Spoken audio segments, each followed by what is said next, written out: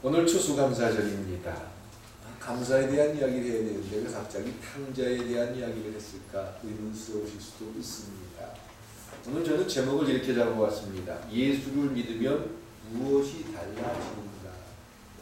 여러분들이 하나님의 자녀이고 또한 하나님의 백성으로 살아가는 여러분들의 삶은 세상과 어떻게 다를까, 이런 주제를 가지고 이제 추수감사절 동안 어떤 감사의 모습을 가지고 살았는지 나를 되돌아보고자 하는 것입니다. 지난주에 삭개오의 감사를 통해서 우리가 하나님 앞에 감사의 제목과 감사의 마음을 가지는 그런 모습을 삭개오와 비교를 해봤습니다. 그래서 어떤 모습으로 감사절을 준비하고, 감사는 물질을 드리는 것으로 끝나는 것도 아니요, 또한 감사하다라고 입으로 고백하는 것만도 아니요, 우리의 삶에서 감사를 아는 것, 그리고 감사가 우리의 삶에서 적용되는 것이다, 이런 말씀을 드렸습니다. 그래서 한 주간 동안 절기를 지키라는 그런 하나님의 말씀의 의도가 무엇일까? 왜 교회에서는 맥주절, 수장절, 유월절 이런 절기를 지키라고 하는가, 그런 고민을 하고, 과연 내가 가진 감사와 삭개오가 가진 감사의 차이는 무엇인가, 이런 고민을 가지고 사셨다면 이 시간 예배를 드리면서 과연 이 탕자의 비유를 통해서 이야기하고자 하는 예수를 믿으면 무엇이 달라지는가라는 주제와 연결이 되지 않을까 생각해 봅니다. 저는 젊은 나이에 목사가 되고 싶다라는 꿈을 그렇게 꾸지는 못했습니다. 근데 목사가 참 매력적이다. 그런데 목사보다는 신학대학에서 교수를 하는 게 참 좋을 것 같다, 이런 생각을 가지고 살아왔습니다. 그런데 현실로 목사가 돼야 된다라는 그런 일들이 내 인생에 진행되면서 저는 두려웠습니다. 그리고 무서웠습니다. 그래서 도망을 했습니다. 목사 안 할 수 있는 곳을 찾아갔습니다. 지금 그게 군대였습니다. 근데 군대에 가서 나는 3년 동안 군 생활을 하고 나오면 나에 대한 많은 기억들이 지워질 거야. 나를 기대하는 수많은 사람들이 더 이상 나한테 애기 목사라는 둥, 앞으로 목회하면 잘할 거라는 둥, 이런 얘기는 안 할 거야. 그리고 나는 제대하고 나서 새로운 삶을 살아야지. 물론 제가 그렇게 포기하게 된 이유는 대학교 다닐 때 시골 아주 깡촌에 들어가서 봉사를 했었어요. 교회가 없는 곳에 가서 교회를 세우고, 그리고 차도 안 다니는 그런 곳에 가서 일주일을 지내는데, 이렇게 하는 게 목회라면 난 못할 것 같다, 스스로 나 자신을 판단했습니다. 그리고 성격으로 보나 기질로 보나 아무리 제가 봐도 저는 목사하면 교회를 어지럽히거나 하나님의 일을 해방하는 사람이 될 것 같았어요. 순순히 물론 제 생각입니다. 그래서 목사가 되면 오히려 성도들을 고통스럽게 할 수도 있겠다라는 생각으로 도망을 했던 게 군대였습니다. 근데 군대 가서 실은 제 나이에 그런 경험을 해서 할 수 있는 게 아닌데 죽을 고비를 정확하게 3번을 넘겼습니다.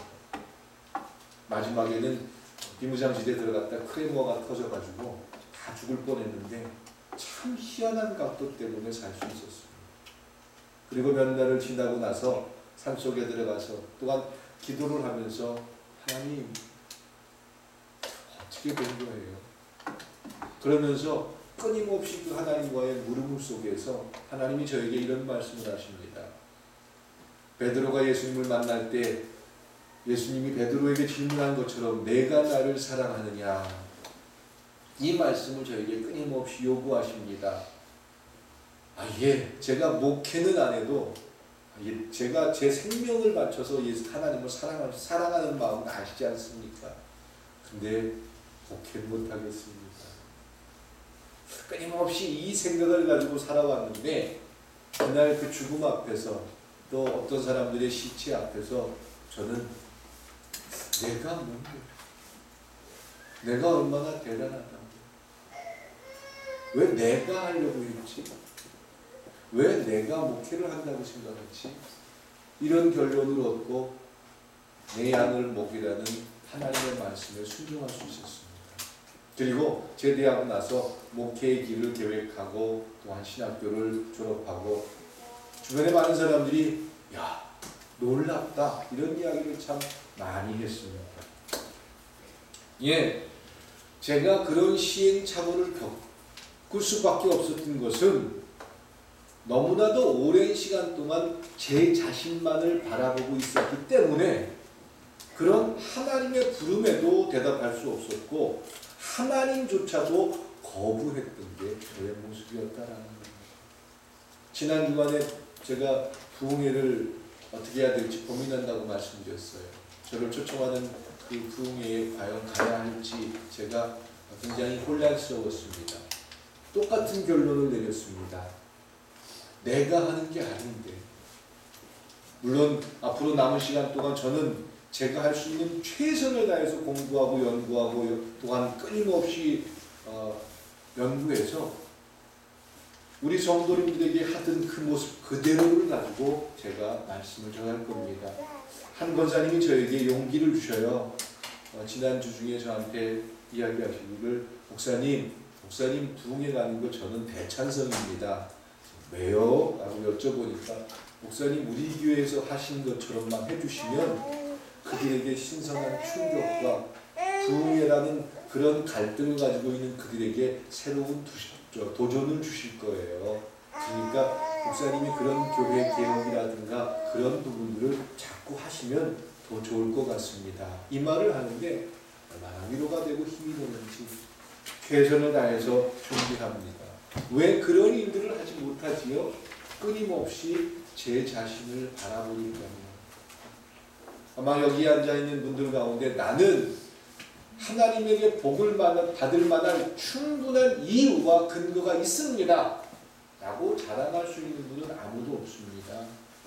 제가 목회를 하면서 제 인생을 바치고 주의 일이라면 나를 드릴 수 있다라고 자신하고 자랑하지만 저는 그래서 복받을 자격이 있습니다 이렇게 말할 수는 없습니다.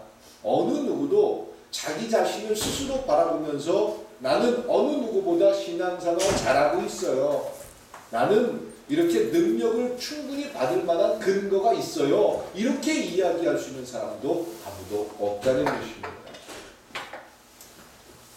어제 큰 크레인이 와가지고 십자가 공사를 했어요. 어제 새벽기도 끝나고 저는 일정이 있어서 잠깐 어딜 갔다 오는데 그저께 밤에 전화가 와가지고 내일 토요일날 아침에 와서 공사를 좀 하겠다고 그래서 그렇게 하시라고. 그 대신 제가 어디 회의 때문에 갔다 오니까 좀 늦게 올 거 9시 반쯤 돼야 될 것 같다고 그랬더니 걱정하지 마시라고 자기가 하겠다고. 그래가지고 저는 공사를 하는 줄 알고 그리고 회의를 하고 오는 길인데 전화가 왔어요. 그래서 이 공사하는 친구가 전화를 해가지고 이 옆에 있는 아파트 단지하고 문제가 생겼대요. 대형 크레인, 이 스카이라고 하는데 그 크레인이 와가지고 대놓고 네온 공사를 하다 보니까 경비 아저씨한테 얘기하고 크레인이 들어왔는데 공 대표라는 사람들이 와가지고 난리를 친다는 거예요. 그래서 어떻게 됐어요? 그랬더니 일단 작업은 됐는데요. 지금 문제가 생겼습니다. 알았어요. 제가 빨리 갈 테니까 일단 작업하고 잘 설득하세요. 이렇게 얘기하고 저는 이제 교회에 도착했어요. 그랬더니 작업은 거의 마무리가 됐고 크레인은 다 빠졌더라고요. 그래서 어떻게 된 거예요? 그랬더니 그 동대표하고 몇몇 주민들이 나와가지고 지난번에도 허가받지 않고 들어왔다고 그래서 경찰에 가서 가택 침입을 했기 때문에 경찰서에 가고 당신이 책임을 지는 게 아니라 목사를 불러다가 같이 경찰서 가서 확인서를 쓰고 그리고 이 부분에 대해서 얘기를 하자. 목사님을 데려오라. 이렇게 했다는 거예요. 이 업자는 그냥 쩔쩔매고 미안해하면서 목사님 어떻게 해요? 이거 어떻게? 제가 경비한테 얘기했는데 경비도 지금 그 동대표들한테 혼나가지고 그냥 지금 막 엉망이 됐어요. 혹시 동대표 되시는 분들 있으세요? 아파트 동대표? 예. 그럼 장모님 동대표 아니십니까? 놓으셨어요? 예. 하여간 그래요. 그런 상황이 됐어요. 어떻게 해야 되죠? 그럼 그때? 어떻게 해야 될까요? 그러니까 제가 한 주간 동안 새벽마다 열심히 기도해가지고 그 사람들 마음이 확 변해가지고 이렇게 됐습니다. 이렇게 말하면 아멘 하면서 나도 기도하면 사람들 마음 바꿔놓을 거야. 이런 사기를 칠 수 있을지도 모릅니다. 근데 기도를 그럴 때 사용을 하고 있는 게 아니에요. 저는 그렇다고 그 자리를 피할 수도 없고 당신이 업자니까 당신이 알아서 책임지고 당신이 할 일이지 왜 나한테 그걸 해놨어? 그리고 성질 내면 될까요? 안 될까요? 안 되죠. 제가 책임자니까. 그래서 갑시다. 가서 부딪혀 봅시다. 어떻게 될지. 그리고는 찾아갔어요. 찾아가서 했더니 저 경비실에 가니까 경비 아저씨도 굉장히 화가 나 있더라고요. 말도 안 하고 죄송합니다. 먼저 죄송하다는 말밖에 다른 게 할 게 뭐가 있어요. 죄송합니다. 그랬더니 동대표한테 전화해 드리니까 그 사람 내려온다 했습니다. 굉장히 시끄러웠던 것 같아요. 바로 옆에 있는 아파트입니다. 그래가지고 거기서 기다리니까 여자분 한 40대 초반쯤 돼 보이는 여자분, 키가 큰 여자분하고 또 혼자서 안 나오고 둘이 나왔더라고요. 그래서 두 분이 나왔구나. 그러면 혼자서는 뭔가 겁도 내는구나. 솔직히 속으로 이런 생각을 했습니다. 제가 무슨 말을 했을까요? 아이고 죄송합니다. 교회가 이사를 왔습니다. 그런데 지난번에도 말씀을 못 드렸고 또 이번에도 제가 미리 와서 조치를 취하지 못해서 정말 죄송합니다. 동대표가 저한테 얘기할 수 있는 건 뭐가 있지요? 왜 와서 허락받지 않고 니들 마음대로 했느냐? 이거 이렇게 딴 거 없잖아요. 그렇죠? 뭐 부서뜨린 거 없고 무너뜨린 거 없으니까 아무 사고 없었으니까. 그래서 정말 죄송합니다. 정중하게 목사로서 제가 책임자인데 사과드리겠습니다. 앞으로 이런 일이 없을 거고 모든 공사는 다 마무리가 됐고 이 네온이 마지막 공사였는데 이쪽에서 사다리차를 댈 수 없어서 저쪽에서 되게 됐습니다. 정말 제가 이 방법을 몰랐습니다. 미리 동대표를 찾아가고 연락을 해서 공문을 만들든가 이렇게 했어야 되는데 제가 좀 쉽게 생각했습니다. 무리함을 용서해 주십시오. 그랬더니 막 화가 나가지고 싸우려고 하는 사람들이 말을 안 해요. 그러면서 전에 있던 교회는 되게 시끄럽고 거기 막 드럼치고 그래서 저희가 이사 온 지 한 달 됐는데 혹시 저희 교회가 시끄럽게 해드렸나요? 그랬더니 아니요. 벌써 한 달 됐어요? 한 달 동안 조용했나요? 교회에 있는지 몰랐습니다. 실은 전에 있던 교회하고 아파트하고 저 앞에 있는 아파트하고 고소고발 사건이 몇 번 있었대요. 시끄러워서. 그래서 저희 교회는 가능하면 주변 주민들에게 피해를 안 드리려고 하는 게 저희 교회의 모습입니다. 혹시 저희 교회가 잘못한 일이 있으면 와가지고 이야기해 주시고 공증 좀 해주십시오. 이렇게 얘기하는데 뭐라고 그래요? 경찰서 가자고 그래요? 여러분들이 동대표면 경찰서 끌고 가겠어요? 안 그러더라고요. 그러더니 그 두 사람이 목사님이세요? 제가 아까 말씀드렸잖아요. 여기 꿈이 있는 교회 목사입니다. 앞으로 제가 어려운 일 있으면 좀 찾아뵙고 또 협조할 일 있으면 협조할 테니까 죄송합니다. 다음에는 절대로 이런 일이 없을 겁니다. 아파트에 들어올 일이 있으면 동대표님에게 먼저 찾아가서 상의하고 또 제가 혹시 여기 전도하러 들어오면 이거 깔아놨어요. 먼저 찾아뵙고 이야기하겠습니다. 그랬더니 뭐라고 그래요? 웃어요. 그리고는 앞으로 잘 지내지요. 그리고 나왔더니 그 업자가 놀래가지고 목사님 어떻게 자기하고 대한 거하고 저 사람들이 목사님한테 대한 거 이렇게 달라요? 그런 얘기를 하더라고요. 그래서 어떻게 제가 바로 원장님한테 전화했어요. 위기는 기회잖아요. 그렇죠? 우리 꿈이 있는 교회가 여기 와가지고 제일 하고 싶은 게 뭐예요? 전도잖아요. 근데 아파트에 무턱대고 가방 들고 들어가면은 의심하고 내쫓김 당하잖아요. 기회가 생긴 거예요. 그래서 권사님에게 얘기해가지고 내일 우리 추수감사절하면서 떡하는데 그 반말만 더 하면 안 돼요? 권사님, 그러지요. 오늘 예배 끝나고 그 동대표님 갖다 주려고요. 그래서 우리 교회가 그 아파트와 자주 연결을 좀 하고 그래서 교회의 소문 그 사람들 이거 굉장히 크잖아요. 그렇죠? 동대표님들의 이 권한도 굉장하죠, 장로님? 네, 그래서 그분들한테 떡도 좀 갖다 주고 교회에서 달력도 만들어서 좀 갖다 드리고 그리고 교회가 서로 협조한다면 교회에 대해서 그러니까 이 교회가 새로 바뀌었는데 아무도 한 달 동안 안 온 거 보면 전에 있던 교회가 주변에 좋은 인식을 주지 못했다라는 겁니다. 이제 그걸 바꿔야 되잖아요. 근데 물론 어저께 저도 9시 반에 오면서 걱정을 하면서 왔어요. 이거 어떻게 해야 되지? 장로님을 모실까? 장로님들을 좀 초청해가지고 나 혼자는 좀 인원수로 밀리고 얼굴도 좀 밀리니까 좀 이렇게 모시고 가가지고 힘으로 한번 해볼까? 또 법으로 한번 해볼까? 근데 그런 건 아니잖아요. 그렇죠? 네, 우리가 그리스도인으로 살아가면서 우리의 삶에서 위기도 있고 어려움도 있습니다. 근데 그 위기와 어려움을 어떻게 보느냐에 따라서 결과는 전혀 달라질 수 있다는 겁니다. 감사라는 주제도 마찬가지예요. 우리는 끊임없이 감사의 제목들이 무엇이 있었지? 이런 것들을 찾으면서 우리 다른 사람들과 수많이 비교해 봅니다. 근데 고통스럽고 어려운 환경인데도 오늘 저 성만찬 예배 드리면서 얼마나 행복했는지 몰라요. 지난번 우리 교회에 있을 때는 성찬기를 제대로 놀 때가 있었습니까? 없었습니까? 없었어요. 장로님 두 분 강대상 옆에 서면 서로 비켜서야 되고 서로 숨어야 되고 막 그런 조건이었어요. 근데 성찬기 이렇게 강단 위에 놀려져 있으니까 참 보기 좋죠. 네. 금색깔로 반짝반짝 빛나니까 이거 우리 누가 해놓으신 거죠? 송권사님이 해놓으신 건가요? 김장로님이 해놓으신 건가요? 아, 효정이하고 영은이가. 네, 우리 효정하고 영은이가 이 금색으로 되어 있는 성찬을 만드는 거예요. 얼마나 멋있어요. 얼마나 기념돼요. 참 좋잖아요.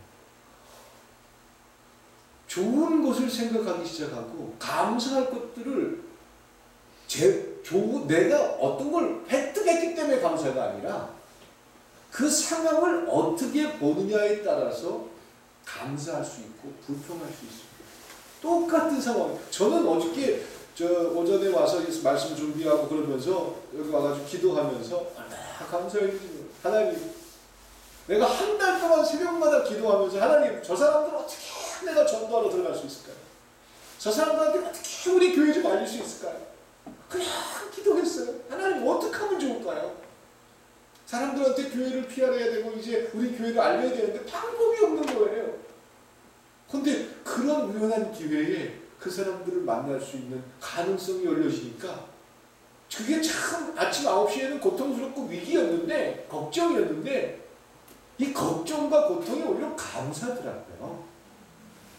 그리고 그 감사가 하나님께 영광을 돌릴 수 있는 기회로 바뀌어질 수도 있었다라는 겁니다. 제가 목회를 하게 된 그 시작을 말씀드렸어요. 왜 제가 고민하고 갈등하고 하나님을 떠나갔지요? 끊임없이 제 자신을 바라보고 제 자신에게 초점을 맞추고 있으니까 저는 발을 내딜 수가 없었고 하나님 앞에 사용될 수가 없었던 겁니다. 제가 이번에 부흥회에 용기 낸 것도 제가 주저하고 앉아 있었기 때문에 저는 하나님께서 사용하는 부분들을 자꾸 막았던 겁니다.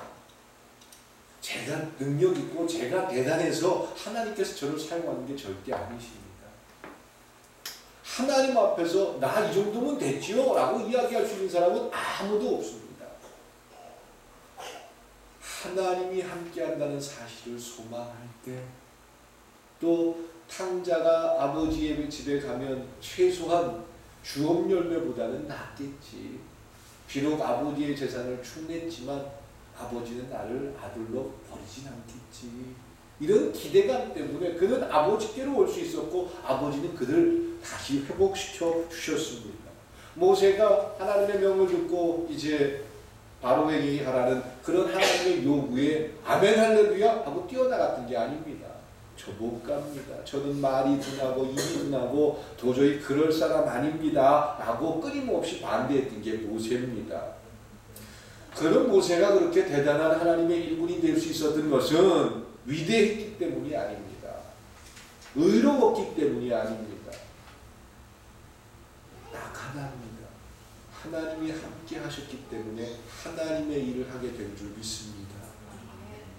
우리의 삶도 마찬가지일 줄 믿습니다. 내가 능력이 있어서 목사 된 거 아닙니다. 여러분들이 능력 있고 대단해서 하나님 앞에 쓰임받는 거 아닙니다. 탕자가 아버지께 용서받을 수 있어서 딱 한 가지의 이유가 있습니다. 뭐죠? 아들입니다. 아들입니다. 우리가 하나님께 사용받을 수 있는 근거는, 하나님께서 우리를 축복하시는 근거는 우리가 뭘 잘해서가 아니에요. 하나님이 우리와 함께 하겠다는 놀라운 약속이 우리 땅에, 우리의 삶에서 만나지기 때문인 줄 믿습니다. 그래서 사람이 예수를 믿으면 달라지는 게 딱 하나입니다. 사람이 예수를 믿으면 내가 예수 믿는 사람인지 아닌지 이것을 구별하고 싶다면, 제가 지난 수요일 날에는 이제 그 세례요한의 죽음을 통해서 과연 우리의 삶에서 믿음이 있는지 없는지 구별하는 방법을 말씀드렸어요. 또 주일 성수를 하는데, 예배를 드리고 헌금을 하는데 목적이, 가치가 나의 복이라면은 그것은 믿음이 아니다라고도 말씀을 드렸어요. 사람이 예수를 믿으면, 그리스도인이 되면 달라지는 게 딱 하나입니다. 하나님이 함께하는 사람이 되어질 줄 믿습니다. 하나님이 붙들어주는 사람이 되는 거예요. 그래서 하나님이 주는 마음 때문에 예배를 기억하고 하나님 앞에 헌신할 줄 알고, 하나님이 그러니까 만약에 제가 어저께 그 동대표를 만나면서 목사가 아니라고 그러면서 이웃집 사람으로 만난다면은 제가 그렇게 죄송해하고 미안해, 정장을 입은, 등치도 좀 죽지 않지요? 이런 사람이 아주 정중하게 죄송합니다 이렇게 말하니까 뭐라고 못 그러더라고요. 그러니까 목사라는 그 직이 갖고 있는 굉장한 전 축복이다, 이제 이렇게 봐요. 만약에 제가 목사라는 직이 아니었다면 그들과 어떤 이야기를 오고 갔을까, 이런 생각도 솔직히 해봅니다. 근데 우리가 하나님의 백성이기 때문에, 제가 그런 상태에서 그 사람들하고 조금 말이 다르다고 해가지고 막 안 좋은 이야기를 하고 그러면 어떻게 되겠어요? 그건 아니잖아요. 근데 이게 참 우리를 피곤하고 우리를 슬프게 하고 우리를 손해보게 한다고 생각했는데 그게 아니더라고요. 더 여유가 생깁니다. 더 편해집니다. 그리고 하나님이 함께 한다는 믿음이 생깁니다. 비로소 그때 하나님께서 그들을 사용하시는 줄 믿습니다. 모세가 하나님께서 사용하는 하나님의 사람이 될 수 있었던 건, 능력자고 바로의 왕에서 40년 동안 왕의 훈련을 받았고 이런 것들, 광야에서 40년 동안 훈련받았던 게 아니에요. 딱 하나입니다. 하나님이 함께 하니까. 여러분들이 그리스도인으로 살면서 어느 누구 앞에서도 자신하고 자랑할 수 있는 게 있습니다. 딴 게 아니에요. 내가 교회 열심히 다니니까, 기도 생활 많이 하니까, 성경 많이 하니까 이렇게 훌륭한 신앙인이 됐어, 이렇게 사람들에게 존경받는 사람이 됐어. 이거는 신앙을 모르는 사람들이 아니야. 우리가 자랑할 것은 하나님이 함께 하시고, 하나님이 은혜 주셔서 이 절망스럽고 고통스러운 환경인데도 내 입에서 뭐가 나와요? 감사합니다. 그게 하나님이 살아계시다는 증거야. 이걸 내 스스로가 믿을 수 있다는 것, 이것이 예수를 믿는 자들이 세상과 다르고 세상과 구별된 모습이다라는 겁니다. 믿음이라는 건 그래서 관념이 아닙니다. 이론적인 것이 결코 아닙니다. 매일매일의 우리의 삶의 현실에서 내가 하나님과 함께한다는 사실 때문에 믿음으로 살 것이냐, 하나님이 함께하는데도 불구하고 불신앙의 모습으로 살 것이냐 선택하는 거다라는 겁니다. 하나님을 믿는 마음, 하나님이 함께한다는 사실 때문에 믿음의 선택을 할 때 우리의 삶은 손해볼 것 같아요. 희생할 것 같아요. 세상 사람들이 손가락질할 것 같아요. 근데 결과가 그렇지 않다는 것을 우리 꿈이 있는 교회 성도들이 하늘의 뜻을 땅에서 이루면서 완성할 수 있길 축원드립니다. 탕자 보십시오. 가락지를 듭니다. 탕자의 생각으로는 아버지 집에서 그저 종 정도로만 살아도 될 것 같았어요. 근데 탕자는 아들로 회복되어집니다. 우리도 그런 가락지나 회복되어짐의 어떤 모습 때문에 하기 싫어도 하나님의 뜻에 순종하는 그런 모습이 아닐 줄 믿습니다. 우리에게 부족한 것은 참 많습니다. 어떻게 보면 그건 당연한 겁니다. 부족하지 않은 사람은 이 세상에 아무도 없습니다. 신앙적으로나 인격적으로나 모든 부분에서 부족하고 실망스럽고 사람들이 볼 때 에이 목사가 왜 저래? 이런 말도 충분히 할 수 있습니다. 중요한 것은 우리의 삶에서 하나님이 함께한다는 그 사실 때문에 믿음의 선택을 하는 우리가 될 수 있기를 축원드립니다. 교회에서 종종 이야기를 해요. 어떤 사람이 신앙의 간증을 하면서 자살을 하려고 하다가 교회에서 열심히 기도하다가 자살을 포기하게 됐다는 둥, 또 우울증에 걸렸다. 우울증 얘기 제가 한번 한 적이 있죠. 우울증에 걸렸다가 교회 와가지고 열심히 성경 보는 가운데 우울증이 치료가 됐다는 둥. 그래가지고 교회 와서 기도하고 성경 보는 게 무슨 약 먹는 건 줄 알고 프로폴린처럼 그거 먹고 그거 열심히 외우면은 내가 원하는 거 이루는 것인 것처럼 약으로 생각하는데 이 하나님 말씀과 기도는 그런 약이 아니에요. 그 약으로 만들 때 그것은 우상이 되는 겁니다. 우울증에 걸린 사람이 성경 열심히 읽어요. 그럼 우울증이 납니까 안 납니까? 대답하기 되게 힘들어요. 그렇죠? 날 수도 있고 안 날 수도 있어요. 어떨 때 날 수가 없죠?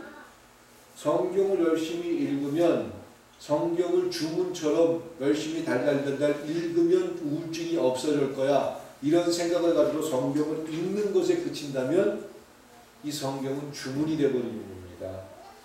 그런데 성경 말씀을 보는 가운데 하나님이 함께한다는 사실, 또 하나님 안에서 내가 믿음의 어떤 결단을 해야 되고 어떻게 하는 것이 믿음으로 사는 것을 발견해서 믿음의 편에 서는 모습을 통해서 우울증이 치료될 줄 믿습니다. 믿음의 삶을 살 때 우울증이 치료되는 거예요. 교회 와가지고 열심히 기도하면 없던 게 만들어지는 게 아니에요. 교회 와서 열심히 기도하면 하나님이 원하는 걸 발견하게 되고 그 하나님 안에서 내가 변화되기도 하고 하나님이 기뻐하는 결정 때문에 내가 무엇을 바라보고 무엇을 내 삶의 목적으로 둬야 될지 발견해서 그들 속에 하나님이 함께하는 증거가 나타내는 것이 기도하는 자의 모습일 줄 믿습니다. 예, 오늘 추수감사절이에요. 감사의 귀한 제목들을 가지고 하나님 앞에 예배를 드리면서 가장 감사해야 할 것, 하나님께서 우리 예배를 받아주신다는 것이 믿어지는 겁니다. 내 기도를 받아주신다는 게 믿어지는 거예요. 이것보다 더 큰 감사가 어디 있습니까? 우리가 살아가는 삶 속에서 이게 믿어지지 않는데도 예배를 드리고 믿어지지 않는데도 감사하고 믿어지지 않는데도 기도할 때도 참 많았잖아요. 그 감사의 제목을 가지고 누리는 예배가 될 수 있기를 축원드립니다. 그래서 왕자와 거지라는 동화 있지요. 요즘 광해라는 영화가 굉장히 유명하다고 하는데 저도 영화는 못 봤어요. 예, 왕자가 거지가 되고 거지가 왕자가 되는 그런 내용인데 거지가 하루아침에 왕이 됐습니다. 거지 모습으로 왕처럼 살 수는 없잖아요. 예수를 믿는다면 내가 예수 믿는 사람이에요. 하나님이 함께하는 사람이에요. 그렇다면 하나님이 함께하는 사람답게 살아가는 우리가 될 수 있길 축원드립니다. 어떻게 하면 되죠? 간단해요. 하나님한테 물어보면 돼요. 하나님 뭐라고 얘기하는데요? 내 마음속에서 믿음대로 할지 세상의 가치와 불신앙대로 결정할지 말할지 이걸 찾으면 되잖아요. 이제 그 사실이 믿어진다면 하나님이 함께한다는 그 놀라운 축복의 삶을 누릴 수 있기를 주님의 이름으로 축원드립니다. 기도드리시겠습니다. 사랑과 은혜의 하나님 감사합니다. 2012년 추수감사 예배를 드리면서 저희도 하여금 하나님이 함께한다는 놀라운 사실을 확인하고 그 하나님 앞에 마음을 드리는 귀한 예배를 드릴 수 있다는 복을 누리게 하셔서 감사합니다. 이제 이 복을 누리는 우리의 삶이 되게 하여 주시옵소서. 예배로 끝나는 것이 아니라 이 예배가 우리의 삶과 연결돼서 하나님이 함께하는 증거가 이 땅에 표현되게 하여 주시옵소서. 예수님의 이름으로 기도드렸습니다.